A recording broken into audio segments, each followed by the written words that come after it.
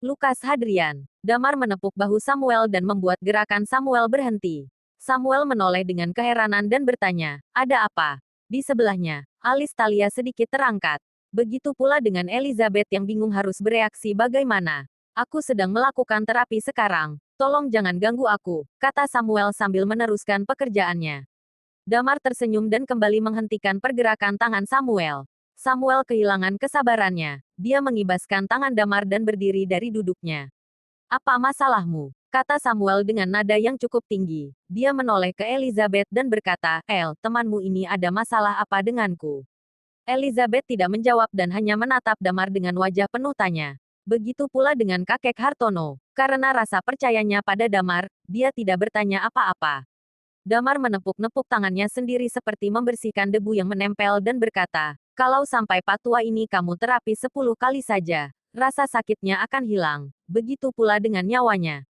Saat kalimat kontroversial keluar dari mulut Damar, wajah Elizabeth dan kakek Hartono terkejut bukan main. Samuel terlihat gelagapan melihat ke Elizabeth dan pasiennya bergantian. Dia berusaha setenang mungkin dan kembali menyerang Damar, aku tidak mengerti apa yang kamu bicarakan. Jadi kamu masih ingin berpura-pura ya? Damar menatapnya sambil tersenyum. Kamu pernah berlatih bela diri kan? Kalau iya, memangnya kenapa? Tanya Samuel seakan menantang. Saat kamu memijat seluruh tubuhnya kakek Hartono, kamu sudah memberikan energi yang berlebihan, terutama pada paru-parunya. Dalam waktu singkat, paru-paru patua ini seperti dipaksa bekerja. Memang dia akan terlihat sehat, tapi itu tak bertahan lama. Damar menjelaskan dengan tenang, dan setelah itu paru-parunya akan kelelahan. Walaupun kakek Hartono sudah tua, dia masih memiliki stamina yang cukup prima daripada orang seusianya. Tapi anehnya dia terus-terusan batuk.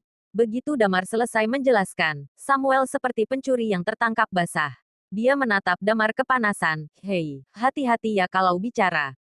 Jangan fitnah. Setelah itu, dia menatap Elizabeth pujaan hatinya. Elizabeth, kamu percaya aku kan? Kurang baik apa aku selama ini? Aku sudah mengejarmu selama bertahun-tahun, walaupun kamu belum menerimaku, tapi hatiku ini masih milikmu. Apa kamu tidak merasa ketulusanku itu? Setiap aku melakukan terapi ke kakekmu, aku tidak pernah meminta bayaran sepeser pun. Itu bukti aku tulus padamu. Bagaimana bisa aku melakukan seperti apa yang dituduhkan orang gila ini? Ya karena kamu suka Elizabeth tapi kakek Hartono tidak setuju. Talia berdiri dan menghampiri. Jadi kamu berusaha menyingkirkan orang tua ini, supaya cepat matikan. Samuel, aku tahu kamu bukan orang baik sejak pertama melihatmu. Kakek Hartono sudah berdiri dari posisinya. Dia memandang Samuel dan berkata, pantas saja, kamu tidak bermoral dan tidak punya hati nurani. Cepat pergi dari sini, sekalipun jangan pernah kamu berpikir untuk menghubungi Elizabeth dan kembali ke sini lagi. Elizabeth langsung percaya pada Damar. Dia memukul Samuel dan berkata, Samuel, kamu keterlaluan. Kemudian dia membantu kakeknya berdiri dan berjalan menjauhi Samuel. Samuel menunduk dan mengepalkan kedua tangannya di paha. Lalu melirik Damar dengan mata penuh dendam, dia mengemasi peralatan medisnya lalu meninggalkan kediaman keluarga Dewanto. Damar mengernyitkan keningnya dan berkata, kenapa dibiarkan pergi begitu saja? Sudahlah, gurunya teman lamaku. Temanku sudah sangat baik padaku dan dia terkenal di NJ. Samuel adalah murid kesayangannya. Aku tidak ingin merusak hubunganku dengannya hanya gara-gara anak bodoh itu, kata kakek Hartono sambil melambaikan tangan. Damar yang awalnya keberatan membiarkan Samuel pergi begitu saja tanpa hukuman, hanya bisa mengangkat bahunya. Kalau keputusan kakek Hartono memang demikian, dia hanya bisa menurut. Setelah makan malam, Damar dan Talia pergi dari sana. Damar tidak kembali ke perusahaan. Percuma saja kalau dia kembali. Saat ini sudah menunjukkan pukul 8 malam. Semua orang sudah pasti pulang ke rumah masing-masing. Kita pergi kemana? Tanya Talia saat beberapa langkah keluar dari pintu kediaman keluarga Dewanto. Damar menyentuh hidungnya dan berkata, Arton masih belum tahu sudah berapa banyak keluarga besar yang dikuasai orang dunia bawah tanah. Walaupun dia sudah tahu, kemungkinan memberitahu kita juga sedikit. Setelah mengatakan hal itu, Damar menyentuh dagunya dengan satu tangan dan berkata, kalau tidak salah, dulu aku pernah menjalankan misi di NJ ada tempat kasino bawah tanah yang cukup terkenal. Jadi kamu ingin pergi ke sana? Tanya Talia. Walaupun tempat itu adalah kasino, tapi tidak sembarang orang bisa masuk ke sana. Tempat itu hanya untuk orang-orang yang terlibat dunia gelap di NJ dan sepertinya orang-orang Red Lotus dan Black Code tidak ke sana. Kita coba saja dulu. Bisa saja ada keberuntungan yang tidak disangka-sangka. Kata Damar sambil tersenyum. Tapi kalau aku tidak salah ingat, sangat sulit untuk masuk ke kasino bawah tanah.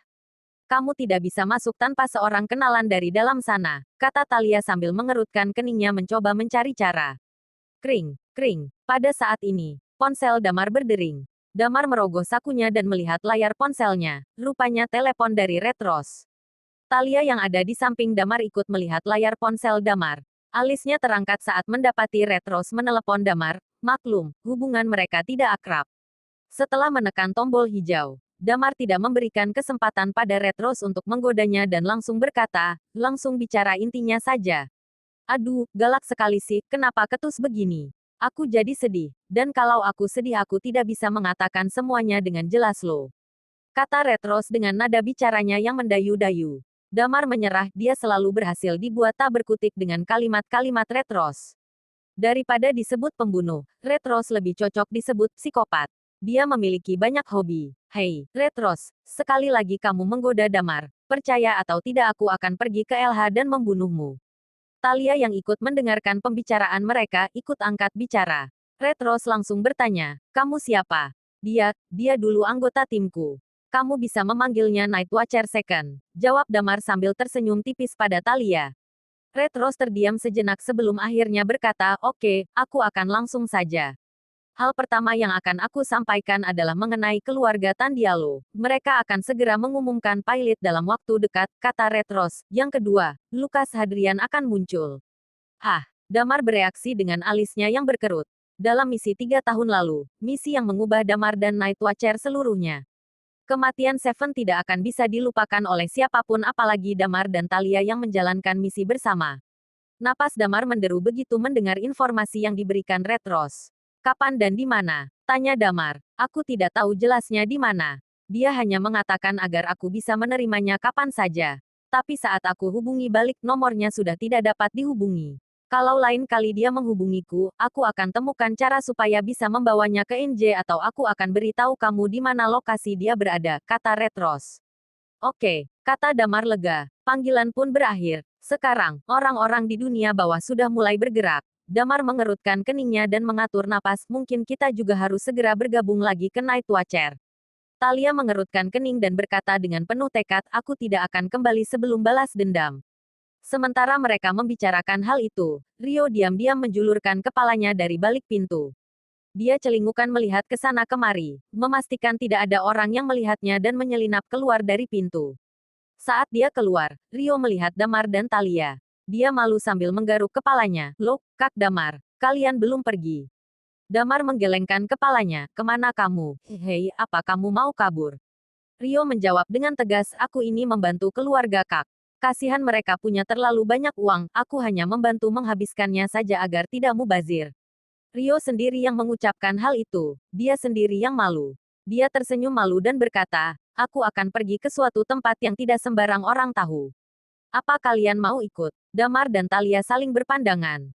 Kemudian Damar bertanya, tempat apa? Kasino bawah tanah. Jawab Rio dengan antusias, seru sekali deh tempatnya. Damar dan Talia bingung mencari cara untuk dapat masuk ke kasino bawah tanah. Dan sekarang Rio muncul secara kebetulan mengajak mereka berdua. Betapa takdir Tuhan sangat indah. Bersambung.